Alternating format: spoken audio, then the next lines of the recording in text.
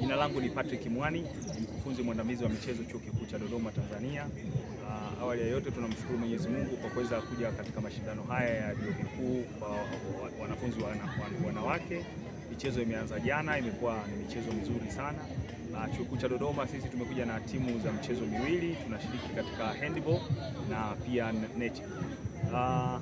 Michezo imeenda vizuri sana. Jana kulikuwa kuna rapsha za mvua, lakini leo michezo yetu inaendelea vizuri kwa sababu hali ya hewa imekuwa ni nzuri sana. Participation ya wanafunzi imekuwa ni nzuri pia. Kwa hiyo mpaka sasa hivi tunakoelekea kwenda kufunga michezo hii, mashindano haya ya vyuo vikuu kwa wanafunzi wa wanawake,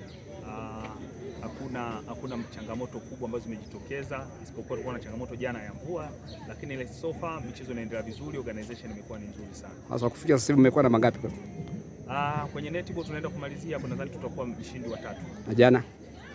Na jana tulicheza na hii ilikuwa ni mzunguko, kwa hiyo netball ndio tunaenda kumalizia round sasa hivi na tutakuwa washindi wa 3. Sasa hivi mnaenda kwenye netball. Na jana mlikuwa na namba ngapi sasa? Vile mmecheza jana mlikuwa wangapi? Jana tulicheza na mwenyeji alitufunga.